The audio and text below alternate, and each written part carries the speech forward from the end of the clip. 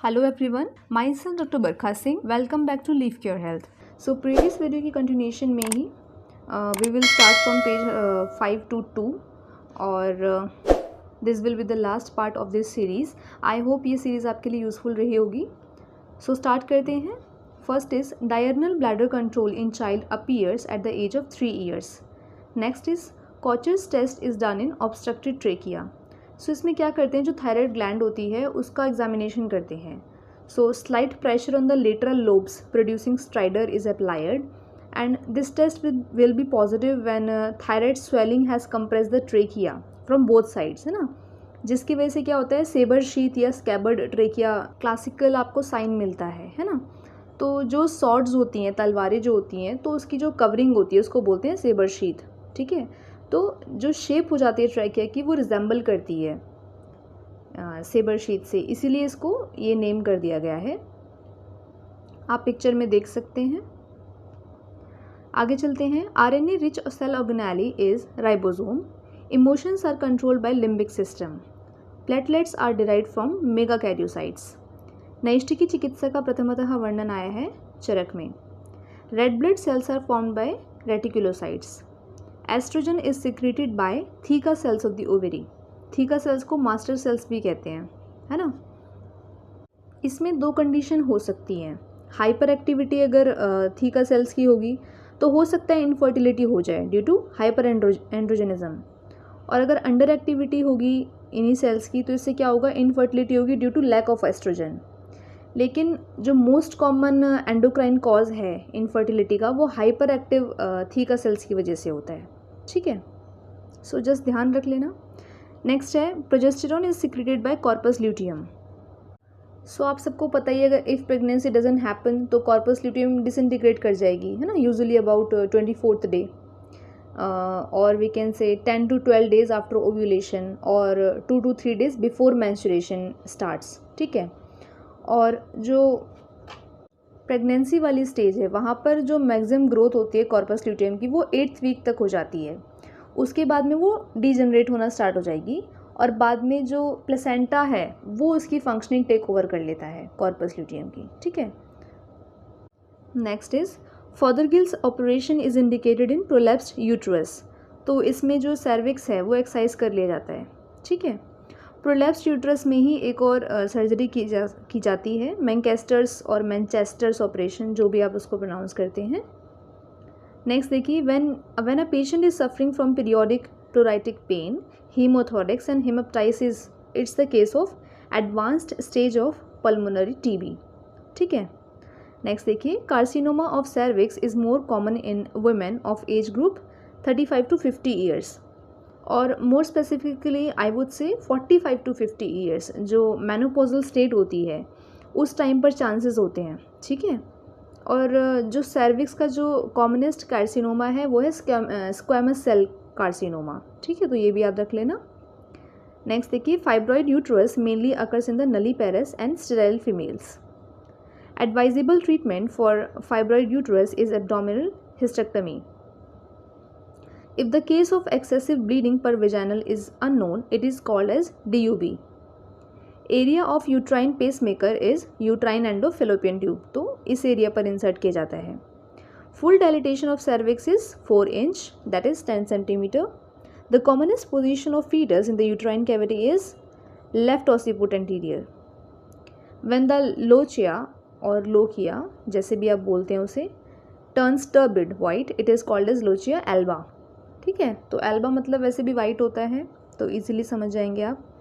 During pregnancy prolactin is inhibited by progesterone and oestrogen.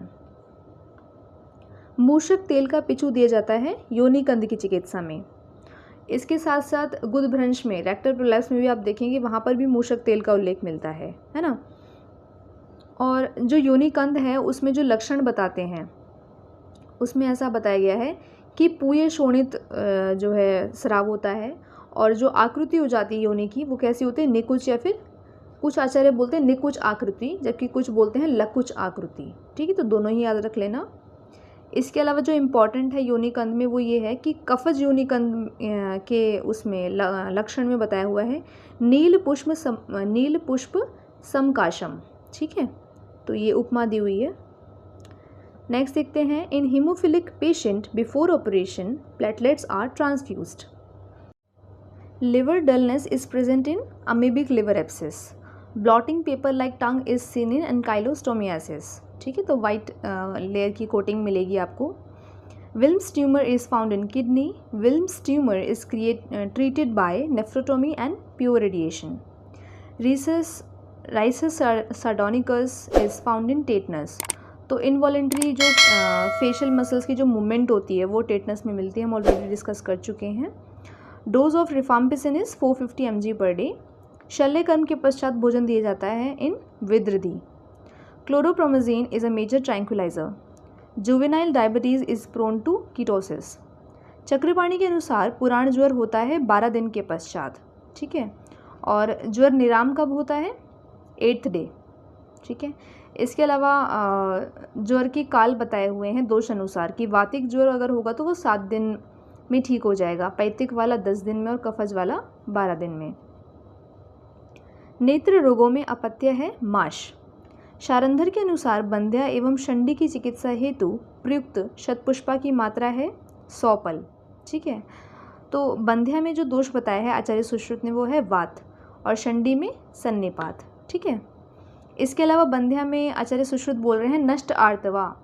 ठीक है, और शंडी में बोलते हैं अन आर्तवा और अस्तना। तो ये तो अनुपक्रमा है, इसमें तो कोई ट्रीटमेंट हो ही नहीं सकता। ठीक है, तो याद रख लेना, इम्पॉर्टेंट है। कमिंग टू पेज 523, मृत संजीवनी गुटिका का प्रयोग बताया गया है विष में। इसके लिए बोला गया है सर्व विषग्नम। अष्टकटवर तेल का प्रयोग बताया गया है उरुस्तंभ में, और उरुस्तंभ का जो चिकित्सा सूत्र है वो क्या है? शमन, क्षपण और शोषण, है ना। सदा रूक्ष चिकित्सा बताई गई है जो कैसी हो? कफक्षयकर चिकित्सा हो, लेकिन ध्यान इस चीज़ का भी रखना है कि वात वृद्धि ना हो जाए, है ना। आचार्य सुश्रुत ने भी उरुस्तंभ में एक षडधरण चूर्ण करके योग बताया है, तो वो भी इम्पॉर्टेंट है, ध्यान रखना है। नेक्स्ट देखते हैं, षड दर्शन समुच्चय के लेखक हैं श्री हरिभद्र सूरी। रस कर्पूर का वर्णन मिलता है रस प्रकाश सुधाकर में, और वहाँ पर भी रस कर्पूर के नाम से वर्णन नहीं आया, घनसार बोला है वहाँ पर, है ना। और इसमें जो कंटेंट्स रहते हैं वो है पारद है 1 पार्ट, गंधक अम्ल यानी कि H2SO4 जो है सल्फ्यूरिक एसिड वो है 1/2, और लवण है 1 पार्ट।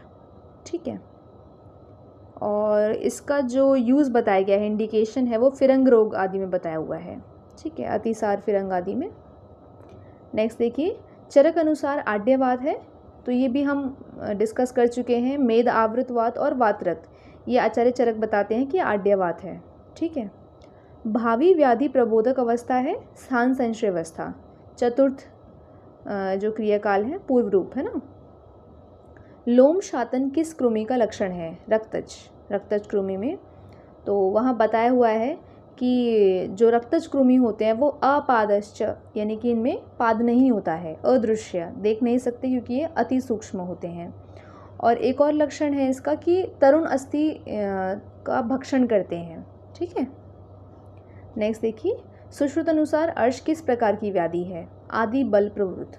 ठीक है, तो एक्चुअली वहाँ पे कुष्ठ अर्श प्रभृति ऐसे करके आया है ना। और बाद में आचार्य डलहन उस पर टीका करके बोलते हैं कि प्रभृति मतलब आप जो है राज्यक्ष्मा प्रमेय इससे ले सकते हैं, है ना। और आचार्य चरक ने जो है ऐसे ही कुछ कुलज व्याधि के बारे में बताया है ना। और एग्जाम्पल वहाँ मिलता है मधुमेह का। ठीक है, वो असाध्य है। नेक्स्ट देखिए, किन व्याधियों के पूर्व रूप में नख, लोम व केश की अतिवृद्धि बताई गई है? तो प्रमेह और राज्यक्ष्मा दोनों में आया है। यथा धृति शुभ्यतई परिवृत नाभि किसका लक्षण है? जलोदर का, है ना। कौन सा कास प्रारंभ में शुष्क होता है व कालांतर में सरक्त हो जाता है? तो शतज कास में ऐसा लक्षण में मिलता है। इसके अलावा एक इम्पॉर्टेंट लक्षण भी है पारावत इवकूजन, है ना। और इसमें जो चिकित्सा बताई गई है वो आत्ययिक चिकित्सा, इमरजेंसी ट्रीटमेंट बताया गया है, और पैतृक कास के समान आपको ट्रीटमेंट देना है। नेक्स्ट, ओजनाशक माना गया है उदान आवृत प्राणवायु को। तो एक्चुअली इसमें उदान आवृत प्राणवायु में ओज के साथ साथ बल, वर्ण, इसका भी नाश बताया गया है। ठीक है, ओज से रिलेटेड और भी ऐसे आवरण में लक्षण आए हैं, जैसे कि समान आवृत व्यानवायु, तो उसमें ओज बल क्षय आया है, ठीक है। जबकि पित्तावृत उदान में आया है ओज भ्रंश, ठीक है, तो ये याद रख लेना। नेक्स्ट देखिए, वैश्वार बंधन करते हैं प्रसंसनी योनि में, तो वहाँ बताया गया है कि मूत्र वेग जब तक नहीं आ जाता तब तक योनि मुख में धारण करके रखना है वैश्वार को, ठीक है। और प्रसंसनी में बोलते हैं आचार्य सुश्रुत की दु प्रसूहश्च, यानी कि पेनफुल लेबर होता है ये, ठीक है, कष्ट वाला जो है लेबर होता है। नेक्स्ट देखिए, मधु स्नूही का प्रयोग निर्दिष्ट है फिरंग रोग में, चंदन तेल का प्रयोग निर्दिष्ट है भगंदर में, ठीक है। और आचार्य सुश्रुत ने बताया संभार तेल, सैंधव तेल, ठीक है।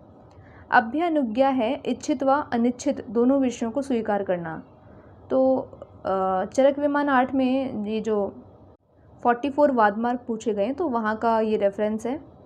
और वहाँ कोटेशन में लिखा है इष्ट अनिष्ट अभ्योपगमः, तो वो लाइन याद रखना है आपको, ठीक है।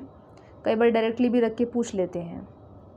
नेक्स्ट देखिए, तालु नमन का वर्णन मिलता है सुश्रुत संहिता में, कल्याणक मोदक का प्रयोग होता है विरेचन अर्थ, और कल्याणक अवलेह जो आचार्य काश्यप बताते हैं वो गर्भिणी अतिसार में मिलेगा, तो वो भी ध्यान रख लेना। नेक्स्ट देखिए, बाहुशाल गुण का निर्देश है अर्श में, इजी है। गुड़ाद्रक का निर्देश है शोथ में, और इसकी जो मैक्सिमम डोज बताई हुई है वो 5 पल बता रखी है, ठीक है। गुड़ ओदन का निर्देश है वातिक स्वर भेद में, सर्पी गुड़ का निर्देश है शतक क्षीण में, तो शतक्षीण में जो है 4 सर्पी गुड़ बताए हुए हैं, है ना, और 5वां सर्पी मोदक है। तो जो 4 सर्पी गुड़ है उसमें अलग अलग क्वालिटीज़ दे रखी हैं, जैसे कि जो फर्स्ट वाला प्रथम सर्पी गुड़ है वहाँ बताया हुआ है रेतो वीर्यम बलम पुष्टि, ठीक है। और जो चतुर्थ सर्पी गुड़ है वहाँ बोलते हैं सद्यो रसादि नाम वृद्ध्या पुष्टिम, यानी कि जो सद्यो रसादि धातुओं की पुष्टि करता है, ठीक है। ऐसे ही थोड़ा सा दिमाग में रख लेना, बाकी इतना इम्पॉर्टेंट नहीं है, कोटेशन नहीं पूछता, डायरेक्टली सर्पी गुड़ का ही रेफरेंस पूछा जाता है। नेक्स्ट देखिए, भल्लातक घृत देय है कफज गुल्म में, इसके अलावा कफज गुल्म में और भी योग देख लेते हैं, जैसे कि दंती हरित की 25 हरित की इसमें डली हुई हैं, शीर षटपल घृत, मिश्रक स्नेह, है ना। तो शीर षटपल घृत जो है वो कफज गुल्म में है, जबकि तिक्त षटपल घृत जो है कुष्ठ चिकित्सा में आ रखा है, तो वो ध्यान रखना है। नेक्स्ट देखिए, पिपली का दंश किस रोग की चिकित्सा में निर्दिष्ट है, परिस्रावी उदर, है ना। आचार्य सुश्रुत ने जो जलोदर है चरक का उसी को परिस्रावी उदर बोल दिया है। नेक्स्ट, त्रिफला गुगलुदेयी है अर्श भगंदर व गुल्म में, मासंकुर कौन से अर्बुद में पाए जाते हैं, रक्तज में। व्याघ्री तेल का निर्देश है पूतिनस्य में, व्योषादिवटी का निर्देश है पीनस में। चतुर्भद्र अवलेह का निर्देश है ज्वर छर्दी व अतिसार में। योग दर्शन पर टीका है व्यासकृत। औषध वर्ग किस आचार्य की देन है, वाग्भट की। Lobulated ova is the ova of hookworm, which worm is the main cause of anaemia, hookworm. Next देखिए, एट्रोपिन कॉजेज मिड्रियासिस, तो मिड्रियासिस क्या होता है, प्यूपिल का डायलिटेशन हो जाना, है ना। तो इसमें धतूरा, बेलेडोना, वत्सनाब और अजवाइन जो है वो फर्स्ट फेज़ में जो है प्यूपिल डायलेट करती है, जबकि अहीफेन जो है लास्ट फेज़ में। तो ये भी ध्यान रखना, पूछा जाता है कि अहीफेन जो है वो पुतली विस्फारक है कौन सी अवस्था में, तो अंतिम अवस्था में, ऐसे करके क्वेश्चन पूछा जाता है, ठीक है। नेक्स्ट देखिए, मॉर्फिन कॉजेज मियोसिस, तो मायोसिस या मियोसिस, तो इसका मतलब क्या है, एक्सट्रीम कॉन्स्ट्रिक्शन ऑफ द प्यूपिल, है ना। और इसमें भी अहीफेन जो है वो प्रथम अवस्था, प्राइमरी स्टेज में जो है ये जो है प्यूपिल का कॉन्स्ट्रिक्शन कराता है। इसके अलावा कार्बोलिक एसिड, क्लोरल हाइड्रेट, ये भी कुछ एग्जाम्पल हैं मायोसिस के। नेक्स्ट देखिए, फादर ऑफ रसशास्त्र इज़ नागार्जुन, हर कोई जानता है। इनकी कुछ फेमस बुक्स हैं, जैसे कि कक्षपुट तंत्र, रसेंद्र मंगल सबसे जो है पुरानी बुक है इनकी, लौह शास्त्र, रस रत्नाकर, योग शतक, ठीक है, सभी इम्पॉर्टेंट हैं, याद रखनी है इसको। नेक्स्ट देखिए, toxic effect of streptomycin is 5th cranial nerve damage. Dose of anti tetanus serum is 1500 unit. Dose of streptomycin is 30 mg per kg. Come to page 524. Lead pipe colon is seen in ulcerative colitis, और मैं कहूँगी chronic ulcerative colitis, क्योंकि initial phases में तो आपको इतना नहीं मिलता है ये साइन, ठीक है। तो इसमें क्या होता है, there is a classical barium enema finding, जिसमें जो हॉस्टल मार्किंग्स होती हैं, है ना, उसकी कम्प्लीटली वो लॉस हो जाती हैं, ठीक है। एक आपको ए हॉस्टल सेगमेंट मिलेगा जहाँ पर स्मूदनिंग होगी, बिल्कुल स्मूथ वॉल्ड होंगी और सिलेंड्रिकल शेप हो जाती है कोलोन की। बेसिकली आपको ट्रांसफर्स कोलोन में ही ज़्यादा देखने को मिलता है साइन, ठीक है। तो आप फोटो में देख के समझ सकते हैं। नेक्स्ट देखिए, medulla foot is a fungal infection. तो ये कंटामिनेटेड सॉइल की वजह से होता है, बाद में जाके इसमें इन्फेक्शन हो जाता है सबक्यूटेनियस टिश्यूज़ में, है ना, और कई बार बोन्स भी इन्वॉल्व होती हैं, और लेटर फेजेस में जो है साइनसेस बन जाते हैं छोटे छोटे, और उसमें से डिस्चार्ज होने लगता है ना। इसके अलावा आपको साइन मिलेगा मेडुलर फुट में, वो है dot in a circle sign. तो एक बीच में एक डॉट होती है जो कि फंगल ग्रेन को रिजेंबल करता है। तो स्मॉल एरिया होता है, राउंडेड होगा और हाइपर इंटेंसिफाई होता है, ठीक है, surrounded by low signal intensity rim, ठीक है, आप फोटो में देख सकते हैं। तो ये आपको साइन मिलेगा, dot in a circle sign कहते हैं इसे, याद रख लेना। Colour of oxygen cylinder is white and black. Next देखिए, keen strokes breathing is found in bronchial asthma and uraemia acidosis. तो इसमें क्या होता है, साइक्लिक एपिसोड्स होते हैं एपनिया के और हाइपरवेंटिलेशन के, जैसे आप इस ग्राफ में देख सकते हैं। सो कंपेयर करने के लिए भी अलग अलग ये एग्जांपल्स दिए हुए हैं, इन्हें देख लेना एक बारी। नेक्स्ट देखिए, स्वेदन निषिद्ध है वात रक्त में। शरीर में त्रिदोष है, केवल क्रियात्मक इकाई। रसायन सेवन का उपयुक्त समय है दिन में, तो ये गलत दिया हुआ है, आंसर इज प्रातः काल, ठीक है। रसायन का सेवन काल क्या बताते हैं, अष्टांग संग्रह, प्रातः काल, जबकि वाजीकरण का जो बताया रखा है वो है सग्रास, ठीक है। धारण ध्यान समाधि को एक साथ कहते हैं संयम। AP diameter of pelvis is 11 centimetre. तो आप कैसे याद रख लो इसे, 10, 11, 12, 13 सेंटीमीटर, ठीक है। कैसे, 10 जो है वो है आपका ऑब्स्टेट्रिक कंजुगेट, वो होता है 10 सेंटीमीटर, ठीक है। 11 आपका एपी डायमीटर हमने देख ही लिया। 12 होता है ओब्लिक डायमीटर, ठीक है, और लास्ट में आता है डायगोनल कंजुगेट 13 सेंटीमीटर। तो इसको एक इसमें सीरीज़ में याद रख लो, ठीक है। मोस्ट कॉमन जो पेल्विस होती है वो होती है गायनेकॉइड पेल्विस। नेक्स्ट देखिए, शलाक्य तंत्र के उपदेष्टा है निमि।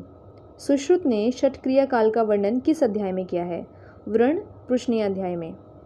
वात पित्त व कफ की परिभाषा प्रथमतः किसने दी है, आचार्य सुश्रुत ने। विषकन्या का वर्णन प्रथमतः मिलता है सुश्रुत संहिता में। काश्यप संहिता के प्रति संस्कर्ता है वात्स्य। भाव प्रकाश संहिता में कितने खंड हैं, 3।